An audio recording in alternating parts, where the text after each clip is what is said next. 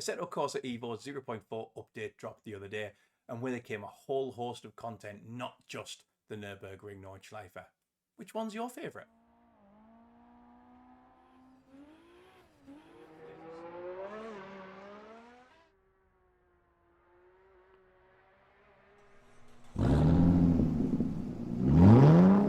Hi guys, Chris down here at Talk Sector Sim. Now today I thought I would have a quick explore of some of the lesser looked at content that came alongside Assetto Corsa EVO 0.4 update. I have done a video already on the E46 at the Nordschleife, and I've got some upcoming videos with some of my favourite content over the next few days and weeks as well. But yeah, let's have a look and see what we think of everything across the update. Guys, a huge thank you for joining us. Please do consider liking and subscribing if you haven't already to help keep the channel growing and give people the opportunity to see what this update's all about. Sit back, relax and enjoy. So guys, a very warm welcome back to Assetto Corsa EVO. Oh my god, and it's 0.4 update. Now, today I thought I'd go through all the content in a little bit more detail, try a few laps of each. We're starting in the Ferrari F40 at the absolutely beautiful, one of my favourite circuits in the whole wide world, Road Atlanta. Now, this car, H-pattern shifter, stupid quantities of power, no driving assists, epic turbo lag, and it feels absolutely insane. Slick tyres as well, so our first try in the new update on slicks. It feels great, it feels grippy. The braking isn't overly challenging, I have to say that, but on power, oh my god. That lag, it just wants to kill you. Now, there are cars like this out there that, and you will know them, you will have driven them either in the real world if you're very lucky, or in the sphere of simulation, where if you could drive this car every day of your life for 15 years, you could know every single little quirk and foible of what it can do, what it will do, what it won't do, and yet one Tuesday afternoon it could just decide that your life isn't worth living and it can put you 6 feet underground, and that is exactly how it feels in Sim 2. Ooh.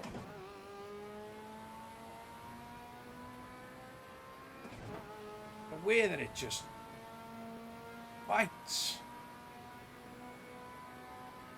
and you don't know when it's coming. You know, I've driven a lot of these in Sims over the years. I have a car that does have a bit of lag in it as well, sat in the garage in the 300ZX, but it is literally, oh my god, that's deep. Whoa, get back on. No. Grass feels good. Grass looks amazing, by the way, here at Road Atlanta. Like, you will find over the coming weeks and months and years on the channel that I love grass. Grass is a huge indicator for me as to how much effort a team has put into the graphics engine and how immersive they want their experience to be. And, well, Road Atlanta looks like a groundskeeper's paradise. It is absolutely gorgeous. The colours, it feels so vibrant, it feels so accurate. Having watched Petit Le Mans a few weeks ago, I could be forgiven for feeling that I was there. It's mega. Oh, that was a money shift.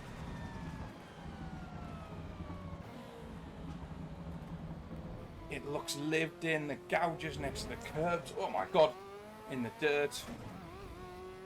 It looks phenomenal.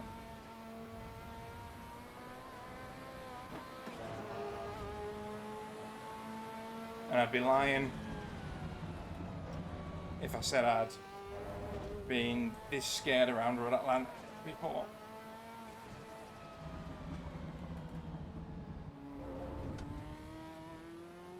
But yeah, I have no idea when the power's going to come in.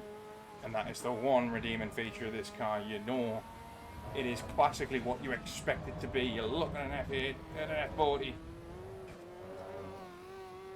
LM, and it's going to be one of those ridiculous variations from Ferrari, where you're driving a Ferrari Formula 1 car from its era with wings, with fenders, with a bonnet, with a windscreen, with a roof, all of that sort of crap that Formula 1 cars just don't bother with. And that is exactly how this feels. It feels like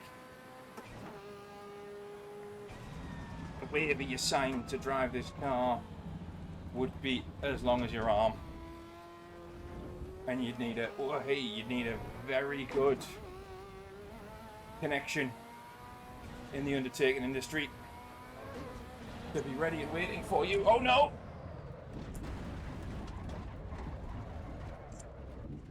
Because that's what it does.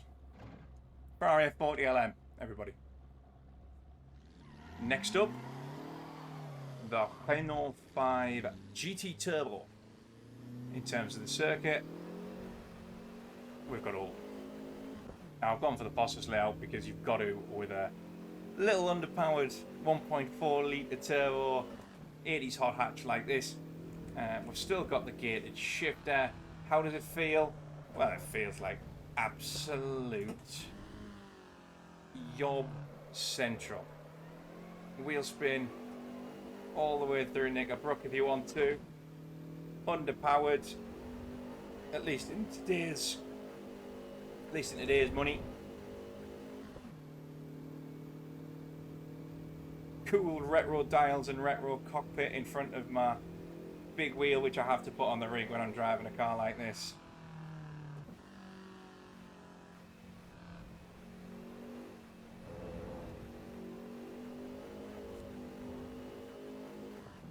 This is underpowered hot hatch goodness. The circuit looks absolutely incredible yet again. More grass for me to gawk at, but Alton Park is without a doubt the most beautiful racing circuit that I've ever attended in the real world.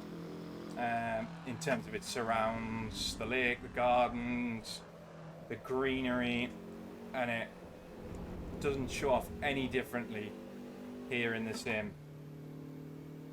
Beautiful place to be. Feels a little bit wider than I would always think Alton is, but I am also in a Matchbox car, which will skew that somewhat.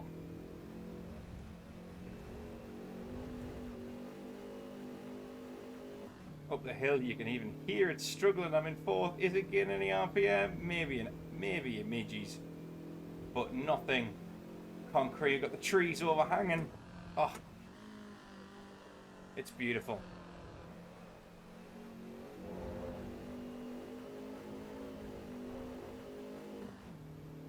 Under the bridge into the final corner, the undulation as you come in.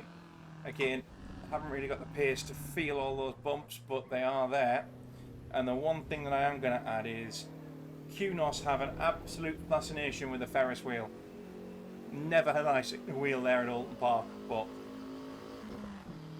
a bit of creative license never hurt anybody, did it?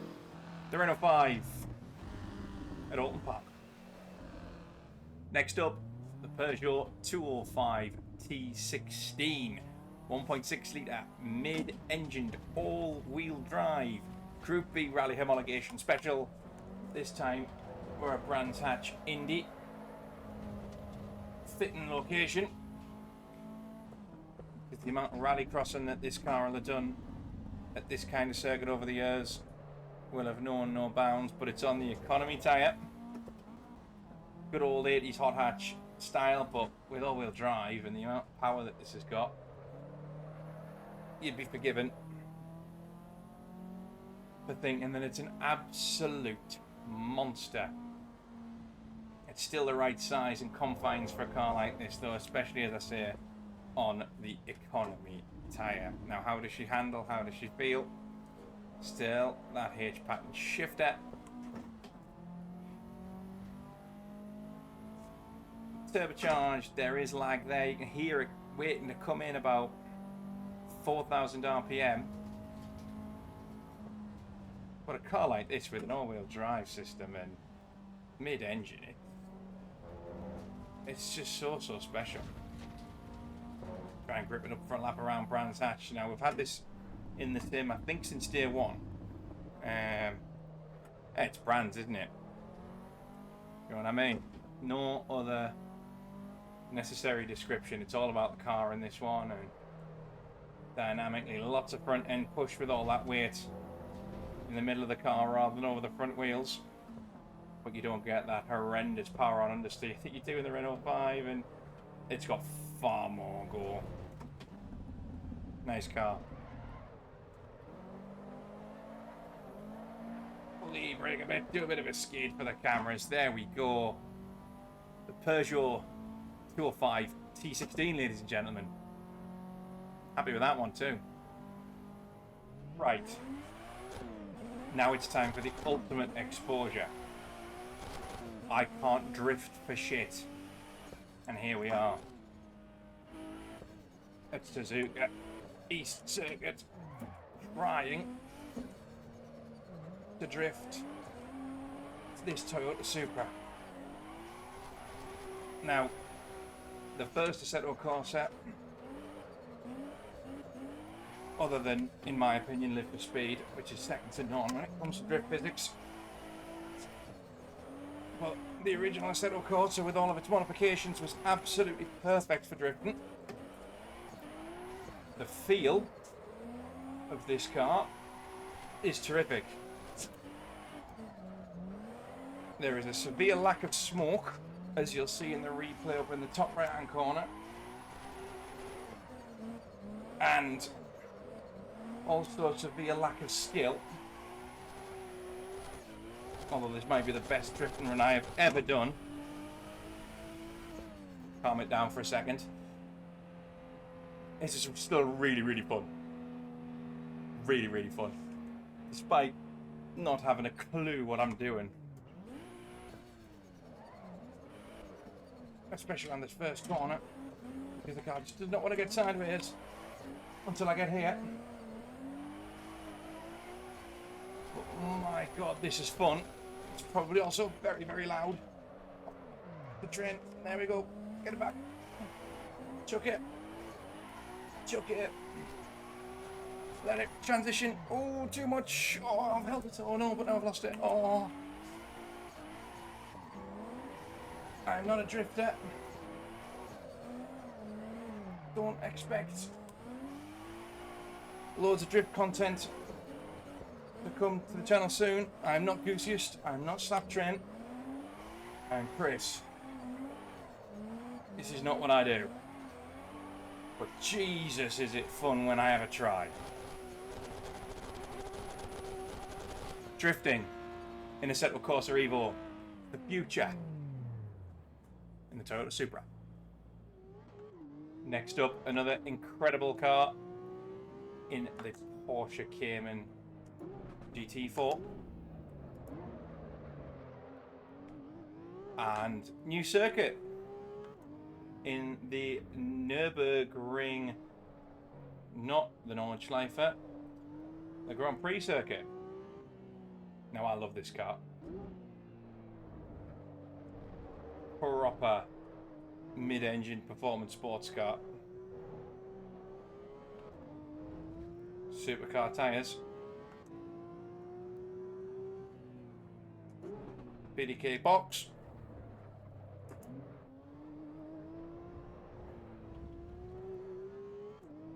And a proper ratio gearbox as well, not one of these ones where you've got the 9 speeds and you don't know where you're at. It's a beautiful sounding car, beautifully handling car.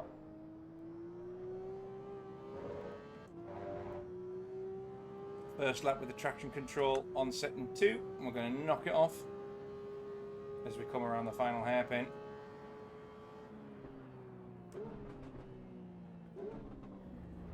Oh, it is not that chicane. Lesson learned. It is the proper chicane. I think that's the first fair track limits I've had since I started recording for the channel. So there's our traction control off. Oh, the revs this thing will do.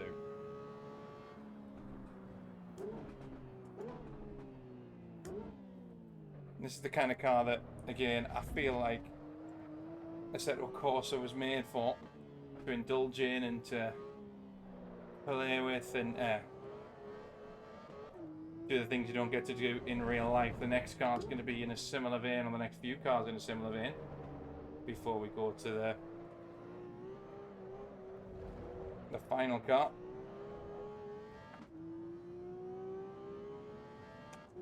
Not overly tail happy. It feels a little bit unusual, actually. It feels a little bit uncommunicative for what I'd expect a Porsche in a sim car to do. It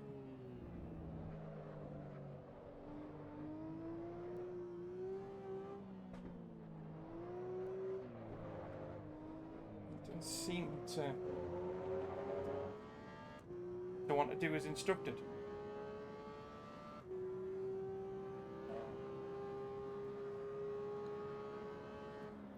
Let's use the right chicane layout this time. By the same token, it just sounds absolutely phenomenal. Sorry, Barrier.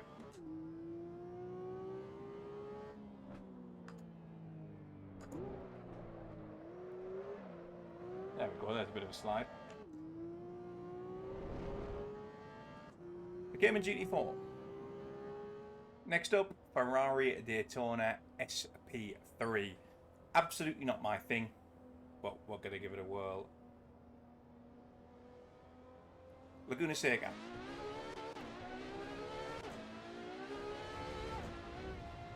Because everybody loves Laguna Seca. The kind of place I'd expect a sort of limited edition V12 Ferrari to end up as well in sunny California.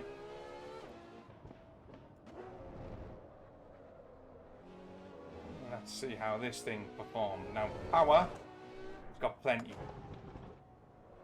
Revs, it's got plenty. Driver assists, at the moment it's got plenty, but we're going to change that for the second one. I love that backfire noise. It just sounds so mean.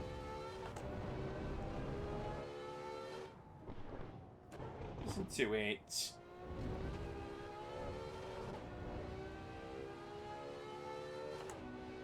Digital displays been recreated absolutely beautifully as well. Down the corkscrew we go.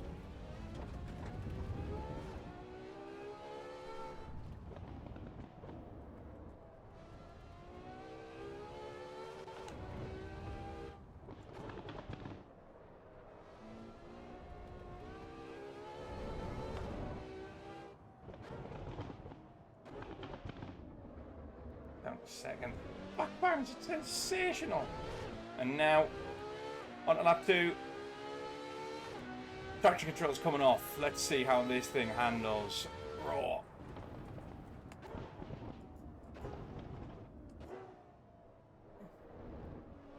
Brakes are incredible. Oh. There is something so special about the idea of sliding a Ferrari. Oh.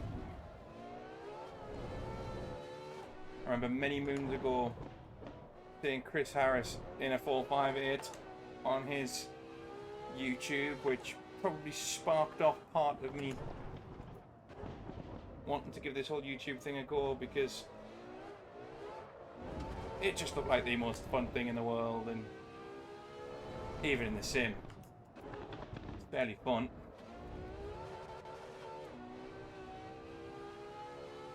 Does give me one opportunity as well, though. This is the first time that I've driven Laguna Seca in this variant on this sim, and what have they done with all the runoff? There's tarmac everywhere.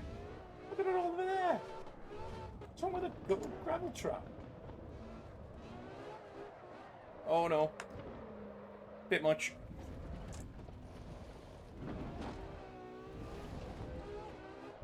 Car needs to get used to a bit of sand and a bit of California and Nevadan desert, so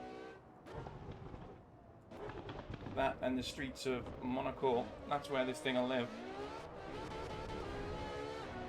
I'm looking forward to doing a bit more playing with this thing. Especially without that GC on. A Ferrari Daytona SP3. So, last one for today is the 2025 Ferrari Formula 1 car. Now, also new bit of content in Monza. Now, I am not Formula 1 man. I am not a single-seater driver. So this is not going to go particularly well.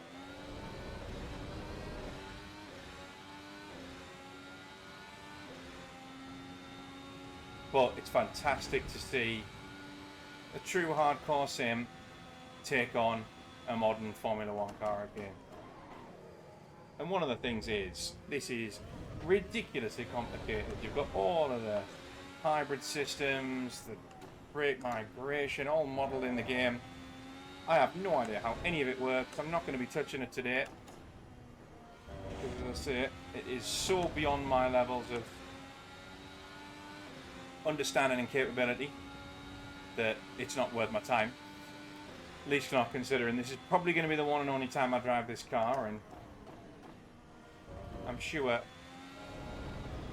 once or twice I'll drop into it again, but just to do something ridiculous that you guys might want to see. But yeah, it's fast, it's incredibly grippy, and it's Monza. We couldn't do this without the number 44 paint scheme from this year's Italian Grand Prix. It's been a horrendous year for Ferrari. In fact, tonight it's been the papaya rules that's paid off with Lando Norris taking the title, and as I say, I don't really watch the Formula 1, and for me, I'm happy to see, number one, somebody else win. As I think all casual motorsport fans are well up for, all casual sport fans are well up for. But the other part of it is I feel like the sport won with a clean, undramatic, sensible race. Everybody behaved, it was sensible, and that, as a real motorsport fan, is what I want to see. So, good on Lando, good on Oscar. I think Oscar's been incredible this season. And good on Max, because he was in a situation where he could have done something silly to win it. But I'm proud of motorsport for that one. And yeah, 2025 Formula 1 car in Assetto Corsa EVO. It goes nyam, it doesn't go nyam like a V10. It's very sticky. And Monza looks stunning. What more did you expect? Well, I think we can say that this is definitely a step up. We've got some great new content. I'm happy. Guys, a huge thank you again for joining us and for making it this far through the video. Please do consider liking and subscribing to make sure that you catch the upcoming videos when it comes to some of the additional content. We've got the M8 to look at, as well as the Mini Cooper. Now that one's going to be fun. But guys, thanks again. Take care out there. We'll see you very soon here at Talk Sector Sim.